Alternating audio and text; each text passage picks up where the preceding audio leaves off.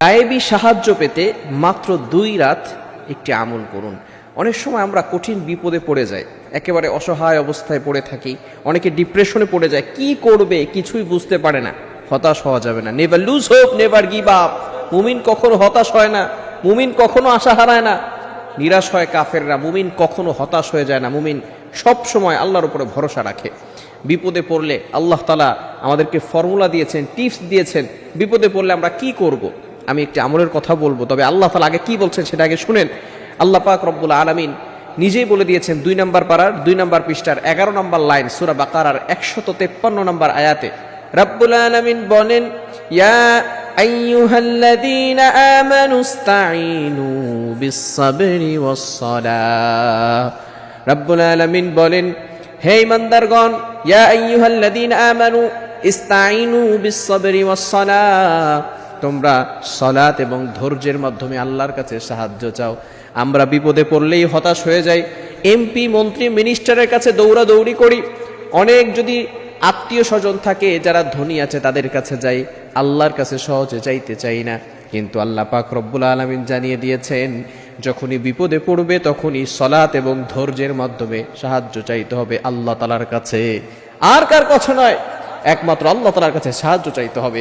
আমি একটা আমলের কথা বলবো। রাসূলুল্লাহ সাল্লাল্লাহু আলাইহি ওয়াসাল্লাম আমাদেরকে আমলের কথা শিক্ষা দিয়েছেন, সাহাবায়ে কেরামদেরকে শিক্ষা দিয়েছেন।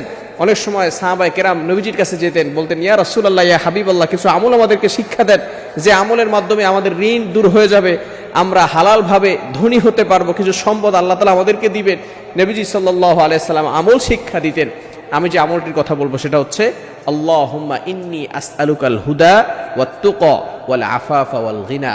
রাসূল সাল্লাল্লাহু আলাইহি ওয়াসাল্লাম আমাদেরকে ছোট্ট একটি দোয়া শিক্ষা দিয়েছেন। যদি এভাবে আপনি দোয়া করতে পারেন, আল্লাহ পাক রব্বুল আলামিন আপনাকে সকল বিপদ আপদ থেকে গায়েবীভাবে সাহায্য করবেন। বিশেষ করে 2 রাত বলতে আপনি তাহাজ্জুদের সময় সালাতে দাঁড়াবেন, নামাজ পড়বেন। বিশেষ করে জুমার রাতে, যেই রাত হওয়ার পরের দিন জুমা হয়, এটাকে বলা হয় জুমার রাত, অর্থাৎ বৃহস্পতিবার রাতের বেলা, পরের দিন শুক্রবার, এই শুক্রবারের আগের রাতটাকেই বলা হয় জুমার রাত। এই রাতে আপনি 2 রাকাত নামাজ পড়বেন, কারণ এই রাতে খুবই গুরুত্বপূর্ণ একটি রাত, জুমার রাত। এই রাতে আল্লাহ তাআলা অসংখ্য অগণিত মানুষের গুনাহ খাতাগুলো ক্ষমা করে দিয়ে থাকেন। আর তাহাজ্জুদের সময় আল্লাহ তাআলা প্রথম আসমানে আসেন। Can you imagine that? আপনি কল্পনা করতে পারছেন? আল্লাহ তাআলা প্রথম আসমানে এসে বান্দাদেরকে ডাকতে থাকেন আর বলতে থাকেন, বান্দা কার কি লাগবে আমি আল্লাহর কাছে চাও, আমি আল্লাহ তাআলা তোমাদেরকে সব ব্যবস্থা করে দিব। আল্লাহ তাআলা নিজে বলতে থাকেন। এই সময়টা আপনি তাহাজ্জুদের সালাতে দাঁড়িয়ে যাবেন, 2 রাকাত নামাজ পড়বেন, অথবা 4 রাকাত নামাজ পড়তে পারেন, কোনো সমস্যা নাই। 4 রাকাত নামাজ পড়ে এরপরে আপনি লা হাওলা ওয়ালা কুওয়াতা ইল্লা বিল্লাহিল আলিয়্যিল আযীম পড়বেন।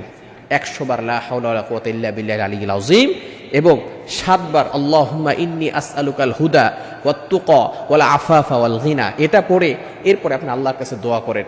আল্লাহর কাছে বলেন, আল্লাহ, আমার অভাবে পড়ে আছি, আমার সম্পদ নাই, বিপদে পড়ে গেছি, আয় আল্লাহ বিপদ থেকে উদ্ধার করো, সম্পদের ব্যবস্থা করো, আয় আল্লাহ সঠিক পথে, হেদায়েতের পথে আমাকে পরিচালনা করো। এভাবে যদি আপনি দোয়া করতে পারেন, মাত্র 2 জুমার রাতে আপনি যদি আমলটা করতে পারেন, আল্লাহ তাআলার তরফ থেকে আপনার প্রতি সাহায্য আসবে। গায়েবীভাবে আল্লাহ তাআলা আপনাকে সাহায্যের ব্যবস্থা করবেন। মনে রাখবেন, দুনিয়ার মানুষ দিলে শেষ হয়ে যায়, কিন্তু আল্লাহ তাআলা দিলে কখনো শেষ হয় না। আল্লাহ তাআলা দিলে আল্লাহ তাআলার ভান্ডারে কম নেই। আল্লাহ তাআলা যাকে দেন তাকে এমনভাবে দেন, সেই বান্দা এমনভাবে সম্পদের মালিক হবে যে দুনিয়ার কেউ তাকে ক্ষতিগ্রস্ত করতে পারবে না। আল্লাহ তাআলা আমাদের সকলকে এই আমলটি করার তৌফিক দান করেন।